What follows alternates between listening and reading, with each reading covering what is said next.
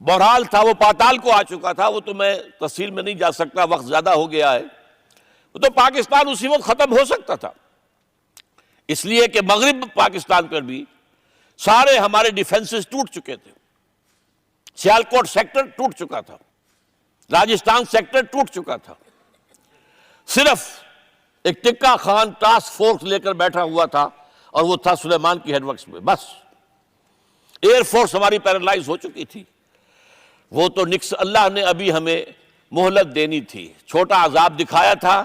وَلَنُذِيقَنَّهُم مِّنَ الْعَذَابِ الْأَدْنَىٰ دُونَ الْعَذَابِ الْأَكْبَرِ لَعَلَّهُمْ يَرْجِعُونَ. ہم انہیں بڑے عذاب سے پہلے چھوٹے عذاب کا مزہ چکھائیں گے تاکہ شاید کہ جاگ جائیں، ہوش میں آ جائیں، لوٹ آئیں. لَعَلَّهُمْ يَرْجِعُونَ. سورہ سجدہ کی آیت بہت اہم ہے. وَلَنُذِيقَنَّهُم مِّنَ الْعَذَابِ الْأَدْنَىٰ دُونَ الْعَذَابِ الْأَكْبَرِ. یہ عذاب بہت بڑا تھا، لیکن اس اعتبار سے ادنا تھا کہ بہرحال مشرقی پاکستان نہیں صحیح، ایک آزاد مسلمان ملک تو اب بھی موجود ہے، بنگلہ دیش کے نام سے صحیح. اس کی ماہیت بدل گئی، ٹھیک ہے، لیکن مسلمان حکومت تو ہے وہاں پر، مسلمانوں کا ملک تو ہے. اور یہ کہ ویسٹ پاکستان کو انٹیکٹ رکھا ہے.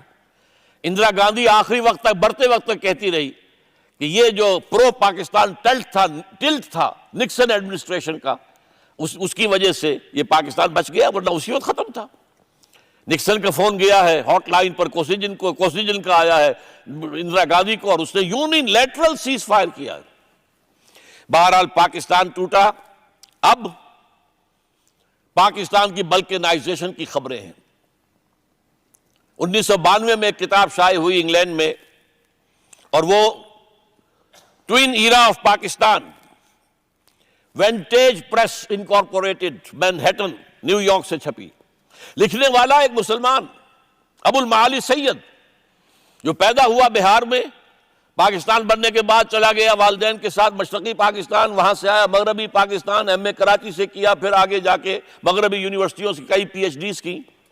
اس نے کتاب لکھی اور لکھا 2006 دسمبر میں پاکستان 7 ٹکڑوں میں تقسیم ہو چکا ہوگا. نقشہ دے دیا 2006 میں. بہرحال اللہ کا شکر ہے کہ 2006 تو گزر چکا، لیکن یہ کہ بہرحال دنیا کیا سوچ رہی ہے. سن تو صحیح جہاں میں ہے تیرا فسانہ کیا، دنیا کیا سوچ رہی ہے. رین کارپوریشن کی کہ جو ہے وہ پیشن گوئی، وہ عزیز واقف آپ کو سنا چکے. 2020 میں پاکستان کے نام سے دنیا کے نقشے پر کوئی ملک نہیں ہو. یہ کیا ہو رہا ہے، کیوں ہو رہا ہے؟ اب ظاہر بات ہے کہ خاص طور پر بلوچستان تو بالکل سیسیشن کے اور علیحدگی کے دہانے پر کھڑا ہے. کل کا دھماکہ نوٹ کیجئے جو ہوا ہے عدالت کے اندر، جج سمیت 16 آدمی ہلاک ہو گئے آن دی اسپاٹ، 50-60 زخمی ہو گئے. یہ کیا ہو رہا ہے؟ بہرحال یہ جان لیجئے کہ اب صورتحال جو ہے وہ نفاق باہمی جو ہے، اور یہ عصبیت سندھو دیش بھی بن جاتا 1983 کے اندر ایم آر ڈی کی تحریک کے دوران، جب ضیاء الحق صاحب کی حکومت تھی. وہ تو یہ کہ اس وقت اندرا گاندھی چوک گئی، اس نے مدد نہیں کی. ورنہ یہ ہے کہ سندھ میں اگر ریلوے لائن اور مین روڈ کاٹ دیتے، وہ تو ان کے پاس ایکسپلوسیوز تھے نہیں، وہ صرف آگ لگا رہے تھے، سلیپرز کو آگ لگا رہے تھے بس، ورنہ پاکستان ختم ہو جاتا. بہرحال ابھی اللہ تعالیٰ کی طرف سے جو مہلت ہے اس کی قدر کی جانی چاہیے، وہ میں بعد میں عرض کروں گا. اور یہ نہ سمجھیے کہ پنجاب میں صوبائی عصبیت نہیں ہے. پنجاب میں شدید ترین صوبائی عصبیت موجود ہے. کیا وجہ ہے کہ پنجاب کی تقسیم نہیں ہو سکتی؟ ہر سوچنے سمجھنے والے شخص نے پاکستان میں یہ کہا کہ یہ جو ہمارا معاملہ ہے کہ 4 فیڈریٹنگ یونٹس میں ایک اتنا بڑا ہے کہ بقیہ تینوں کی جو آبادی ہے اس سے بھی زیادہ ہے. یہ چھوٹے جو ہیں اس میں تقسیم کا جو ہے صوبے تقسیم کیے جائے، پنجاب کو تقسیم کیا جائے تاکہ ایک ہموار قسم کا اور جو ہے وہ فیڈرل نظام بن سکے. سننے کو کوئی تیار نہیں. حالانکہ دیکھیے مشرقی پنجاب چھوٹا تھا مغربی پنجاب سے. جو میں چھوڑ کر آیا تھا پنجاب، مشرقی پنجاب، اس میں 14 ضلع آئے تھے، اور مغربی پنجاب میں 17 ضلع آئے تھے. وہ 3 حصوں میں تقسیم ہو چکا ہے. پنجاب اس کی اپنی زبانیں ہیں، اپنا کلچر ہے، سارے مسائل انہوں نے حل کیے ہیں. لیکن یہ ہے کہ ہم جو ہے اس کا نام سننے کو تیار نہیں، اس لیے کہ وہ عصبیت ہے. تو عصبیتیں، سندھی عصبیت ہے، بلوچی عصبیت ہے، پختون عصبیت ہے، سرائکی عصبیت ہے. یہ دوسری بات ہے کہ سرائکی جو ہے اتنا قدیم مطالبہ ان کا ہے کہ علیحدہ صوبہ کر دیا جائے، پنجاب تیار نہیں ہوتا. تو یہ تو پہلا نفاق باہمی ہے۔ دوسرا نفاق،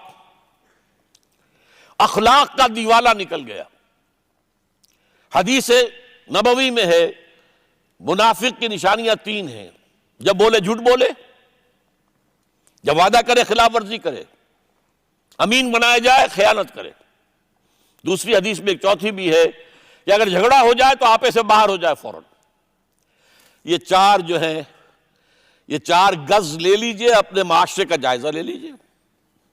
جو جتنا بڑا ہے اتنا ہی جھوٹا ہے، جو جتنا بڑا ہے اتنا ہی وعدہ خلاف ہے، اور جو غبن ہمارے ہاں ہوئے، جو بلینز میں ہوئے، جو اس ملک کو لوٹا گیا ہے ڈاکو بن کر، ہمارے اعلیٰ افسروں نے ڈاکو بن کر اس ملک کو لوٹا ہے، یہ سارا معاملہ کیا ہے؟ نفاق باہمی۔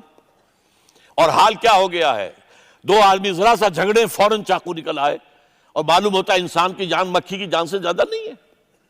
یہ وہی اذا خاصم فجر، جب بات کرے جھوٹ بولے، جب وعدہ خلافی کرے، اور جب امین بنایا جائے خیانت کرے۔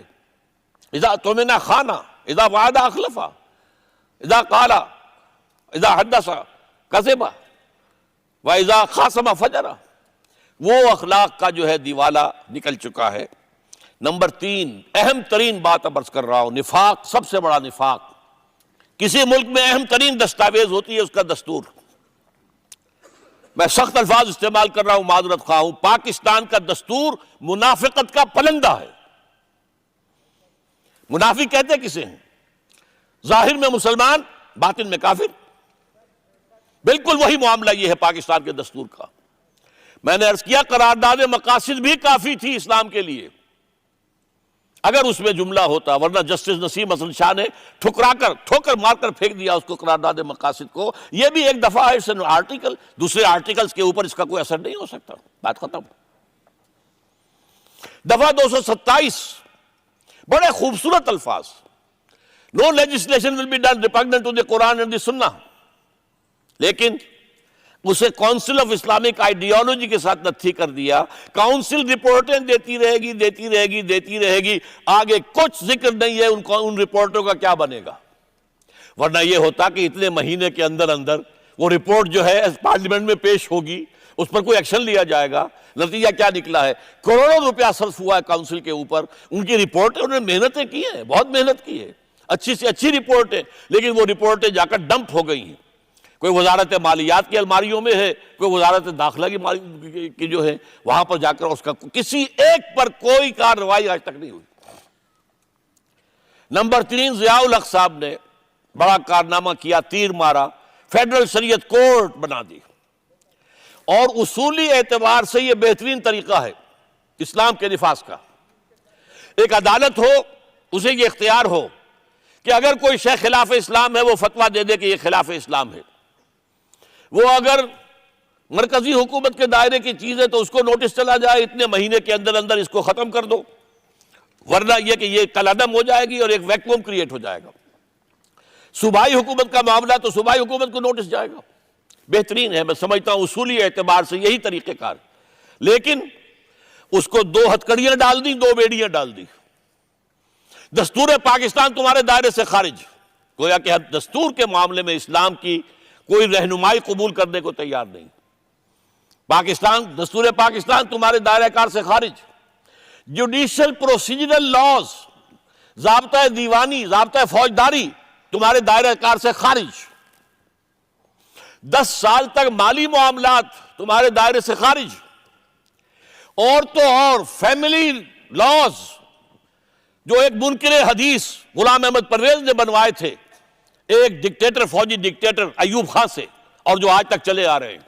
اور ضیاء الحق صاحب بھی 11 برس تک اسلام کرتے ہوئے چلے گئے، لیکن وہ قوانین جو کہ تو موجود رہے، ان کو بھی یہ تمہارے دائرے میں نہیں ہے۔